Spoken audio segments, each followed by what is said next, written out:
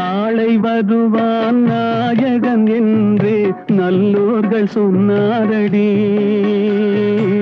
நாளை வருவான் நாயகன் என்று நல்லோர்கள் சொன்னாரடி. நாயகன் தானும் ஓலை வடிவில் என்னோடு வந்தானடி. ஆடை திருத்தி மாலைகள் தொடுத்து வாசலில் வருவேனடி. ஆடை திருத்தி மாலைகள் தொடுத்து வாசலில் வருவேனடி. மன்னவன் என்னை மார்பில் தழுவி வாழ்கென சொல்வானடி. வாழ்கென சொல்வானடி.